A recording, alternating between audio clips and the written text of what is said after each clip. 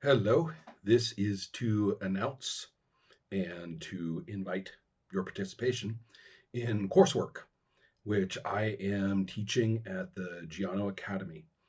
This is located in Italy. The course is taught by screen online, so anybody can sign up to take the courses. It's not a degree seeking program, and you don't have to do anything else be associated in the academy in any other kind of way. It provides tons and tons of courses with tons and tons of outlooks, and I was invited to provide courses on role playing game design. So I developed 5 courses, and one of them is called Introduction to Design. And then there are 4 others, each of which requires only Introduction to Design. So, what have I done so far?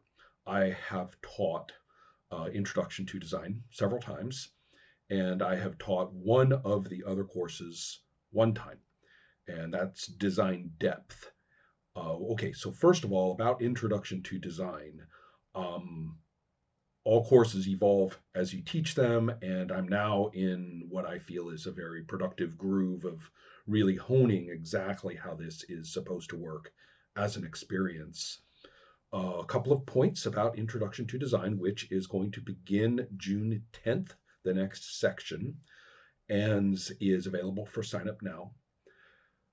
What about it? What am I introducing? The first thing really is to acknowledge that there is no known pedagogy curriculum for role playing game design. There's no book. I don't, say, well, I'm going to follow this, these hundred centuries of tradition and how to teach this thing. There isn't any. So one of the most important points of the class is to say that design emerges from play, that role playing is what we do. Design is a quirky thing that some of us engaged in the activity also do. So instead of sort of wanting to, elevate yourself into designer status, some of the promotion for the course uses the word aspiring, and even that kind of makes me wince a little bit. Um, I tend to think of it as more of an uncontrollable urge that some of us have when we probably would be happier just enjoying playing. Well, anyways, from that perspective, one is often tempted through the process to lose track of play, to lose track of what an experience can be like.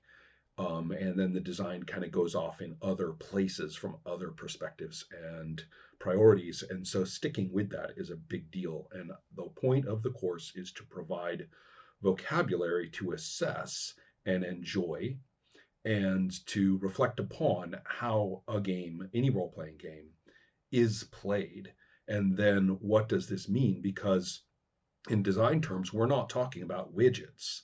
We're not talking about can openers whose function is to do what they do regardless of the activity of the person who's doing it. I mean, you want this person to be able to open the can. You want that person to be able to open the can. I mean, the widget needs to operate, as they say, idiot proof, but more generously, priority proof.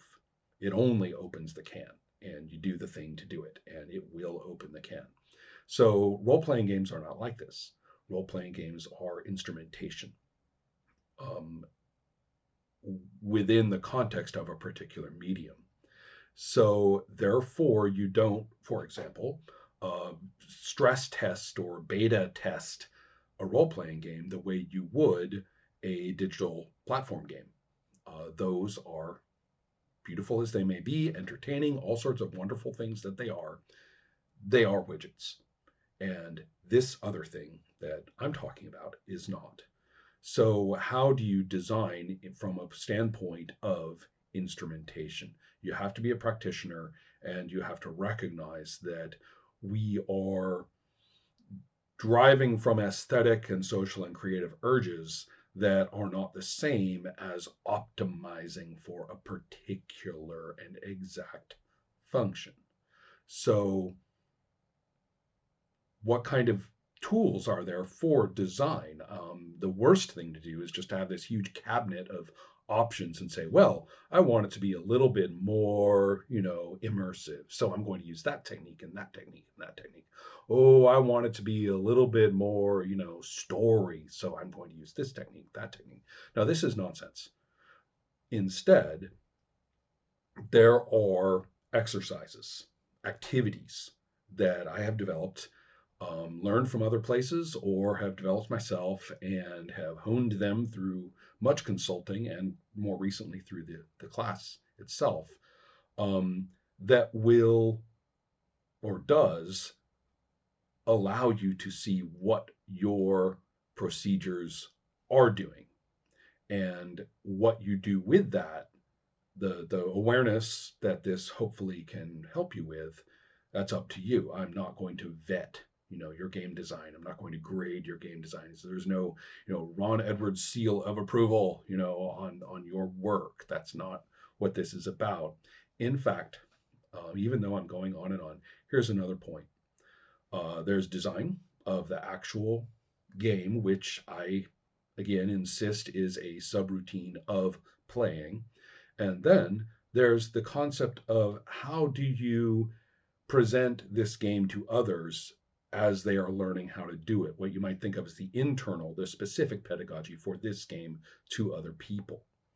And then finally, there is, or potentially, there is the question of creating a product, creating a document that is to leave, your hands and be out there, possibly in a commercial context that people are encountering. And these actually I consider to be three remarkably different things. And that design is usually the abandoned victim of the other two. And in fact, the middle one is secondarily becomes the abandoned victim as well of the third. So a big deal of this course is not to go there. Writing the game, let alone publishing, but just writing it, a document of the game. This is my role-playing game. That's not part of this course. That's future use problem if you want to have that problem. Right now, we're talking about staying in the zone of play and coming up with and working with, assessing and enjoying the process of design. So, okay, introduction to design. That's what that is. The other course of the other four that I have taught so far is design depth. And it is sort of the atypical one in that it just kind of extends introduction to design into what I tend to think of as sort of the devil's food cake zone, richer, darker, and more complex or potentially overwhelming. And I was kind of afraid that it would be kind of impractical and more like, I'm shaking my fist about things and the students have to put up with it.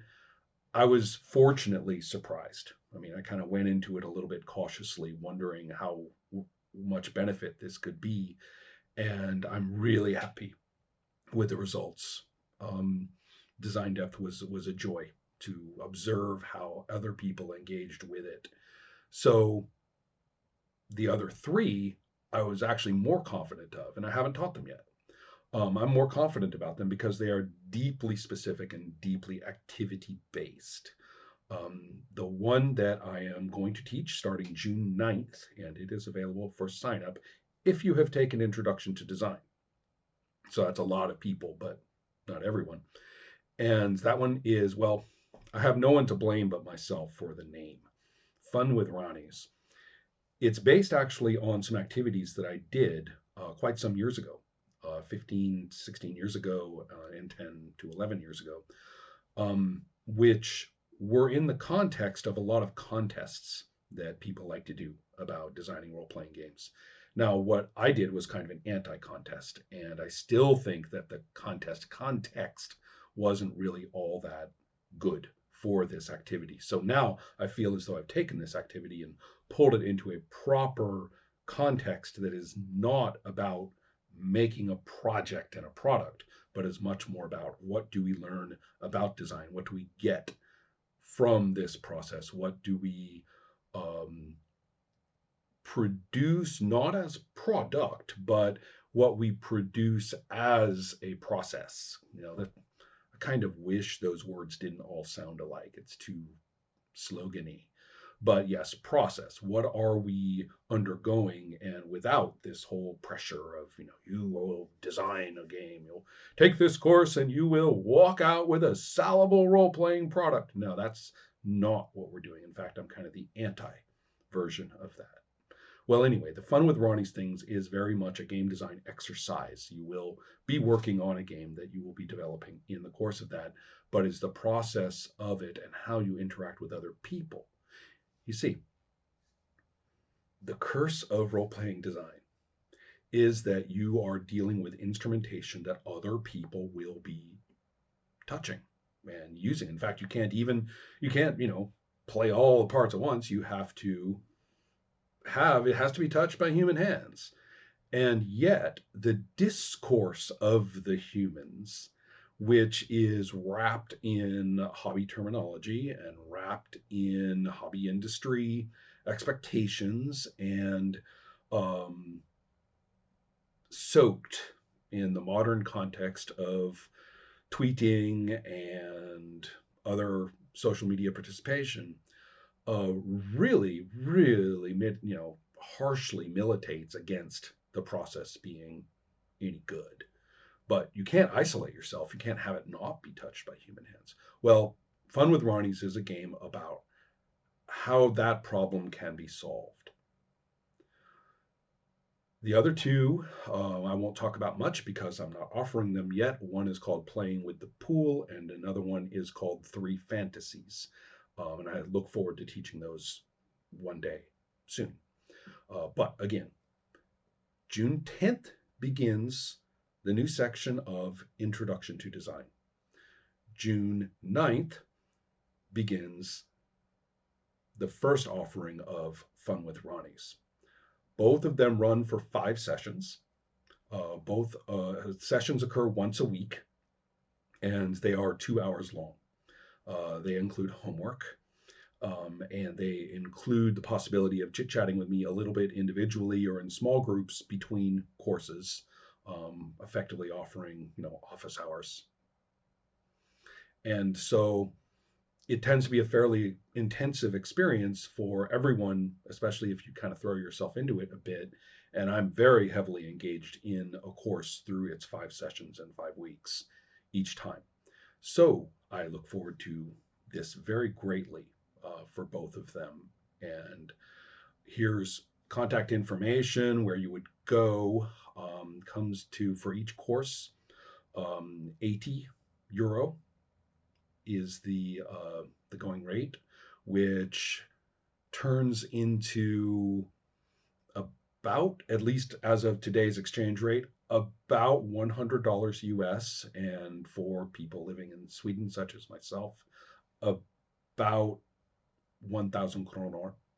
So that is how it goes.